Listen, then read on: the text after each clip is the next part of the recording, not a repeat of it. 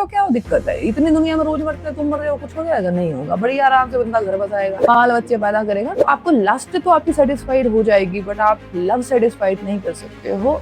किसी के सर पे कट्टा रख दो और कहो कि भैया हम तुमसे प्यार करते हैं, तुम भी हमसे प्यार करो। अगर ये सोच रहे हो कि कट्टा रख के तुम किसी का प्यार हासिल कर लोगे भाई साहब, तो ये तुम्हारी बेवकूफी है। और तुम्हें ये लगता है कि ऐसा हो सकता है कि फोर्सफुली किसी को तुम प्यार में अपने पागल कर सकते हो, तो पॉसिबिलिटीज नहीं है। You can have the body of the person, जिसको आप प्यार नहीं बोल सकते, that is not love, that will be lust. आपको लस्ट तो आपकी सेटिस्फाइड हो जाएगी, बट आप लव सेटिस्फाइड नहीं कर सकते हो। अगर आपको ये लग रहा है कि आज मैडम लव गुरु कैसे बन गई हैं, तो क्या करे भाई, जमाना ऐसा चल रहा है, लोग भी कुछ भी कर रहे हैं, तो मैंने सोचा आज आप सबको कुछ समझा दूं आशिकी के बारे में। ऐसा कुछ भी नहीं है, बिल्कुल भी मत सोचना ऐसा।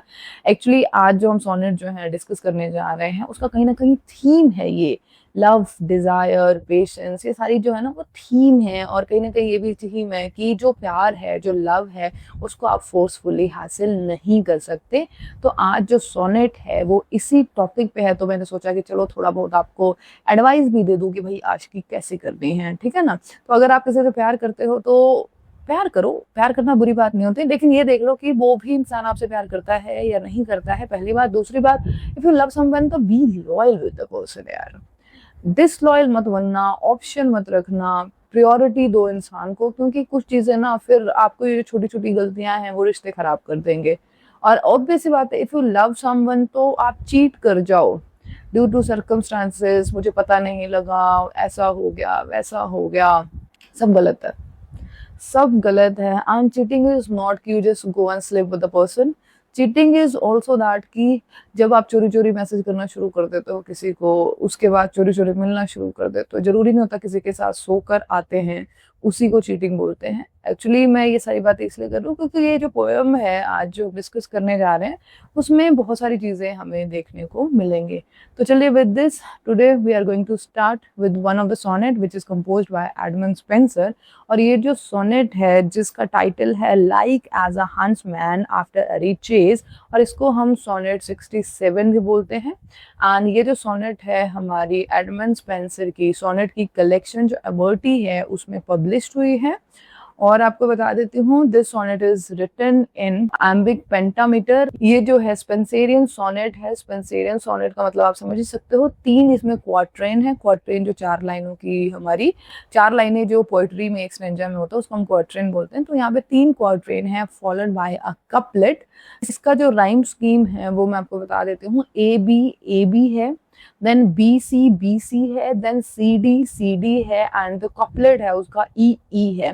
तो ये इसका राइम स्कीम है। और ये जो सोनेट है बहुत अच्छा है, अगर आप इसको एंड तक देखते हो तो आप ऐसा नहीं कि इसको सिर्फ बुक के लिए पढ़ोगे, एग्जाम के लिए पढ़ोगे कि ये सोनेट जो भाई सिलेबस में प्रिस्क्राइब्ड है तो मैं पढ़ रहा हूँ। ये आपको रियल लाइफ में भी चीजों को समझने में, अंडरस्टैंड करने में बहुत ज्यादा हेल्प करेगा। चलिए with this we start with the discussion of the sonnet line to line. मैं आपको समझाती हूँ, और ये जो सोनेट है इसका लिखने का जो इंटेंशन है वो भी मैं आपको समझाती जाती हूँ कि हुआ क्या था एक्चुअली।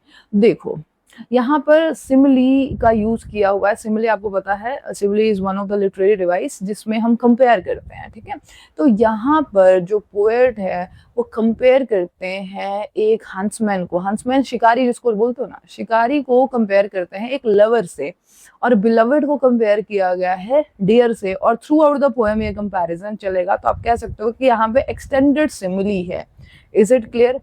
अब मैं आपको पहले जो लाइन की जो लाइन टू लाइन एक्सप्लेनेशन है वो भी समझाऊंगी, और जो पोएट कहना चाहते हैं with the help of these line, ठीक है, with the help of this sonnet, वो भी समझाती जाऊंगी, ठीक है।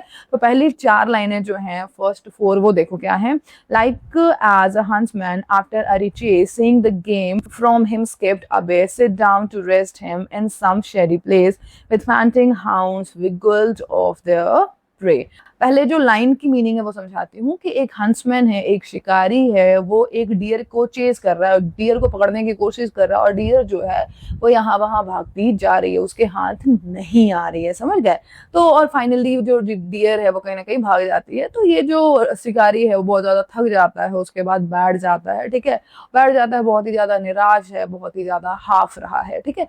ये हो गया जो लाइन है उसका मतलब। जो हमारे पोएट है ना वो क्या कहना चाहते थे इन लाइनों के थ्रू वो समझो वो क्या कहना चाहते हैं कि एक जो लवर है, ठीक है, वो अपनी बिलवेड के लिए उसके पीछे पीछे भागता है, ठीक है, उसे मतलब चाहता है कि वो जो बिलवेड है वो भी उसे बहुत ज्यादा प्यार करे, ठीक है, लेकिन ऐसा नहीं हो रहा है। तो बहुत सारी मतलब कि कुछ भी कर रहा है, मतलब उसको प्लीज करने की कोशिश कर रहा है, फोर्सफुली भी उसको हासिल करने की कोशिश कर रहा है, लेकिन सब कुछ जो है वो क्या हो जाता है, वेन में चला जाता है, कोई फायदा नहीं होता है, क्योंकि जो उसकी बिलवेड है उस पर बिल्कुल भी ध्यान नहीं देती है और उसे छोड़कर चली जाती है। तो इससे हमें क्या पता लगता है कि यू कांट, आप कभी भी सोच रहे हो ना कि प्यार आप फोर्सफुली हासिल कर लोगे, तो ऐसा पॉसिबल नहीं है। वही यहाँ पे दिखाया जा रहा है कि फाइनली जो हमारा पोएट है, ठीक है, वो थक जाता है, हार जाता है और बैठा हुआ है, उसकी आंखों में कहीं ना कहीं एक बिट्रेयल है, उसके आंखों में डिजायर भी है, होपलेसनेस भी है, उसके बाद वो बहुत टूटा हुआ भी महसूस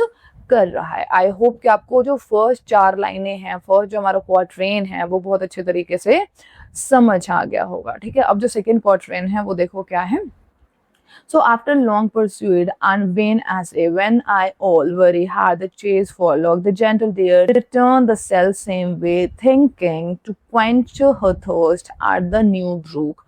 अब देखो जो सेकेंड स्टेंजा है, जो हमारा सेकेंड क्वार्ट्रेन है, उसमें क्या दिखाया जा रहा है कि जो हमारा शिकारी है, ठीक है, वो बेचारा थक हार के बैठा हुआ है, ठीक है, क्योंकि उसने जितने भी एफर्ट करे थे डियर को पकड़ने के, ठीक है, उसे हासिल करने को, वो सारा क्या होता है, वो वेस्ट हो जाता है, वो थक हार के बैठा होता है, ठीक है। तो अचानक से वो क्या देखता है कि जो वो डियर है वो उसके तरफ आ रही होती है, ठीक है, और जो डियर है उसकी तरफ आ रही होती है, अपनी प्यास बुझाने के लिए आ रही होती है, ठीक है, पानी पीने के लिए आ रही होती है, और उससे बिल्कुल भी नहीं डर रही होती है। आई बात समझ में?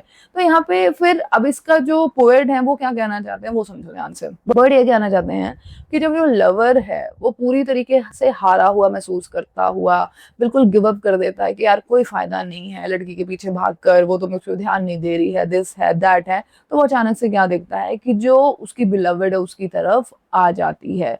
तो it was a very surprising feeling कि यार इसके पीछे तो मैं इतने टाइम से भाग रहा था, तब तो मेरे पे ध्यान नहीं दे रही थी, और अचानक से ऐसा क्या हो गया कि वो मेरे सामने आ गई है। ये कहीं ना कहीं दिखाता है अनसर्टेनिटी को, कि कभी भी लाइफ में कुछ भी हो सकता है। जब तक आप किसी चीज के पीछे भागते रहते हो ना, इंसान को उस चीज की कदर नहीं होती। जब आप उस चीज से दूर हो जाते हो तब जाके सामने वाले को आपकी कदर होती है। और कहीं ना कहीं ये जो मतलब कि लाइनें हैं वो यही चीज सजेस्ट करते हैं कि जब तक हम भाग रहे हैं तब तक हमारी कदर नहीं की, इतने एफर्ट्स करे तब तो तुम्हें हमारा प्यार नहीं दिखा, अब मैंने जब एफर्ट्स करने छोड़ दिए तो सामने वाले को हमारा प्यार दिखाई देना शुरू हो जाता है। आई होप कि यहाँ तक आपको क्लियर हो गया होगा। चलिए अब जो थर्ड हमारा क्वार्ट्रेन है, थर्ड स्टैंजा जो है वो देख लेते हैं क्या है, ध्यान से समझिएगा। There she beholding me with milder looks, plot not to fly, but fearless till die bite, till I in hand her yet half trembling took, and with her own goodwill her firmly tight. पहले line की meaning समझो क्या होता है कि जो dear है, ठीक है, जो डियर है वो फाइनली जो हंसमैन है, जो शिकारी है, उसके पास आ जाती है, लेकिन उसके दिल में बिल्कुल भी डर नहीं है, बड़े प्यार से उसके पास आई है, ठीक है, उसके हाथों के पास आ गई है और बिल्कुल भी डर नहीं रही है। और जो शिकारी कहीं ना कहीं उसके हाथ कांप रहे हैं कि अरे ये कैसे होगा, इतने टाइम से तो मैं डियर को पकड़ने की कोशिश कर रहा था, बट उस टाइम तो ये मेरे से भाग रही थी और ये अचानक से ऐसा कैसे हो गया, ठीक है। तो लाइन की मीनिंग आपको अच्छे से समझ आ गई। अब इसका बिहाइंड द सीन समझो क्या है जो पोएट हमसे कहना चाहते हैं, क्या कि जो लवर है, ठीक है, लवर इतने टाइम से वेट कर रहा था, इतने एफर्ट्स करे, बट सारा कुछ खत्म हो गया, ठीक है, सारा वेन हो गया, एंड फाइनली उसकी जो बिलवेड है वो उसके पास आ गई है, ठीक है, उसके पास आ गई। तो जो लवर है उसको टच करने की कोशिश कर रहा है, ठीक है, तो उसके हाथ कांप रहे हैं क्योंकि उसको लग ही नहीं रहा है कैसे होगा, इतने टाइम से तो मैं इसके पीछे भाग रहा था बट इसको ध्यान नहीं दिया और आज अचानक से ये कैसे हो गया, क्योंकि अभी जो उसकी बिलवेड आई है वो अपनी मर्जी से आई है। अब जो मर्जी से आई है, कोई डर से नहीं आई है, वही कहीं ना कहीं आपको जो पोएम है ना उसका थीम दिखाता है कि क्या आप फोर्सफुली किसी को अपने से प्यार करने पे मजबूर नहीं कर सकते, ठीक है। जो हमने देखा कि पहले दो जो हमारे क्वार्ट्रेन है, पहले दो स्टैंजास हैं, उसमें क्या है कि जो हम देख रहे हैं कि पहले स्टैंजा में जो हमारा जो लवर है, ठीक है ना, वो अपने लवर के पीछे भाग रहा है, उसको फोर्स कर रहा है कि मुझसे प्यार करो, मुझसे प्यार करो, लेकिन वो नहीं प्यार कर रही है, ठीक है ना। लेकिन देखो जब उस लड़की को खुद महसूस हुआ कि नहीं यार he is a good person, ठीक है, तो वो फाइनली खुद ही उसके पास आ गई है, विलिंगली आ गई है, and because of that reason वो खुश भी है, कंफ्यूज्ड भी है, उसके हाथ भी कांप रहे हैं कि ये क्या हो रहा है और क्या नहीं हो रहा। आई होप कि आपको यहाँ तक समझ आ गया होगा। चलिए अब इसका कपलेट जो है वो देख लेते हैं। Strange thing, me seems to see a bee so wild, so goodly born with her own wiggles. अब देखो जो हमारी लास्ट कपलेट है, लास्ट कपलेट में हमें क्या बताया जा रहा है कि फाइनली, ठीक है, हम ये चीज जो एक कंक्लूजन आप कह सकते हो ना, ठीक है, कंक्लूजन क्या निकल रहा है कि जो वाइल्ड बीस्ट था जिसके पीछे जो हंसमैन है वो भाग रहा था, ठीक है, तो वो फाइनली जब उसकी खुद की विल हुई, खुद की इच्छा हुई, तो वो जो शिकारी है उसके पास आ गया, ठीक है। अब इसका अगर हम पोएट का पॉइंट ऑफ व्यू समझे तो हमें क्या बताया जा रहा है कि जो बिलवर्ड है जब उसकी खुद की इच्छा हुई तभी जाके जो हमारा लवर है उसको प्यार मिला। अदरवाइज इतने एफर्ट्स करने के बाद, डराने धमकाने के बाद भी, ठीक है ना, फोर्स करने के बाद भी, गिड़गिड़ाने के बाद भी उसे प्यार नहीं मिल रहा था। तो कहीं ना कहीं जो एंड का कपलेट है वो कहीं ना कहीं कंक्लूजन की तरफ ही लेके जाता है हमें कि आपसे आपको तब तक प्यार नहीं मिल सकता जब तक सामने वाला सच में आपसे प्यार ना करे। किसी से रिक्वेस्ट करके, ठीक है, किसी के सामने गिड़गिड़ा कर, ठीक है, किसी से बेग करके या किसी को फोर्स करके आप कभी भी लव जो है वो एक्वायर नहीं कर सकते। आई होप कि आपको ये जो सोनेट है वो अच्छे तरीके से समझ आ गया होगा, पोएट कहना क्या चाहते हैं और किस तरीके से उन्होंने जो हमारी सिमिली है उसका यूज करा है थ्रू आउट द पोएम अपने बात को समझाने के लिए। देखो बिफोर एंडिंग द पोएम ना मैं यहाँ पर ना कुछ पर्सनल पॉइंट भी ऐड करना चाहती हूँ, ठीक है। देखो आप सभी जो इस पोएम को पढ़ रहे हैं, ग्रेजुएशन पोस्ट ग्रेजुएशन में है, ठीक है, आप सबकी लाइफ में ये टाइमिंग चल रहा है that you get attracted by the person, ठीक है, ही और शी, कोई भी हो सकता है, ठीक है। तो हमेशा एक चीज का ध्यान रखना कि अगर तुम आशिकी, जो एक्चुअल आशिकी होती है ना, उसमें जाना चाहते हो या जा रहे हो, आप ये सोच रहे हो कि हाँ मैं इस इंसान से प्यार करता हूँ या करती हूँ, तो उसके लिए लॉयल रहना यार, क्योंकि लॉयलिटी से बड़ी चीज कुछ भी नहीं है। लॉयलिटी से बड़ी चीज कुछ भी नहीं है। एंड लॉयल्टी इज नॉट कि अगर तुम कहो कि अरे मैं कौन सा किसी के साथ जाके सो आया था या सो आई थी कि मैंने किसी को चीट किया। Cheating is what? अगर आप किसी को चोरी छुपे मैसेज भी करते हो वो भी चीटिंग है। किसी के साथ जाकर सोना ही चीटिंग नहीं होता है, क्योंकि कोई भी इंसान जो आपसे प्यार करता है या करती है वो आपको शेयर नहीं कर सकता। और रिश्ता कोई भी क्यों ना हो, चाहे वो माँ बाप का हो, माँ बेटी का हो, बाप बेटे का हो, भाई बहन का हो, हस्बैंड वाइफ का हो, दोस्तों का हो, हर रिश्ते में लॉयल्टी, ट्रांसपेरेंसी होनी चाहिए। यही रिश्ते की नींव बनाता है। अगर आप ट्रांसपेरेंसी नहीं रखते हो, रिश्ते में हाइड एंड सीक रखोगे तो रिलेशनशिप कभी भी फ्रूटफुल नहीं होगा, क्योंकि हर रिलेशनशिप में प्यार होता है। लव इज नॉट अबाउट कि हैविंग लस्ट और लव में फर्क होता है। तो भाई love, if the person is telling कि यस आई लव हिम और हर, तो जरूरी नहीं है कि ही और she may be a girl, ठीक है, जो एक बिलवर्ड के रूप में ही हो। वो उसके माँ भी हो सकती है, बहन भी हो सकती है, दोस्त भी हो सकती है, कोई भी हो सकती है।